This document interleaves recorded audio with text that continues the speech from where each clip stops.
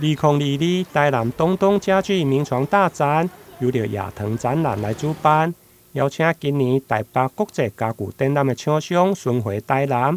展出的有台湾的优良家具、新品沙发、加品牌名称等。像我们这套沙发来说的话呢，像它这个头枕，它是可以做一个活动式的调整。那么这个调整它是属于多段式的，多段式的话可以根据我们人所坐下来的角度不同，头放的角度不同，所以它的可以调整到你所需要的一个角度。另外，像这个沙发的坐垫，它也是可以往前拉的，两边的沙发都把它拉开来之后呢，它就像是一张单人床的宽度。单人床的宽度就是你万一有亲戚朋友左邻右舍要来家里借住一晚的时候，它就是一张非常舒服的床。所谓的凉感布啊、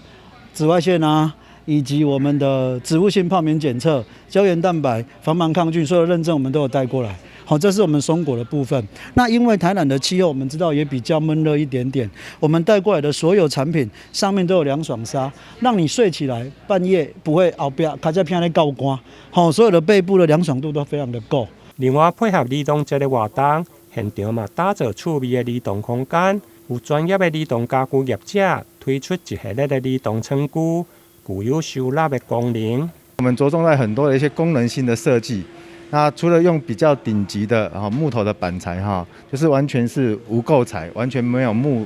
结的方式的设计呈现。那另外一方面呢，就是节省了所有的空间，让小朋友在一个他的环境当中呢，能够充分的运用那个空间，而且呢，达到他们喜欢的一个环境的安全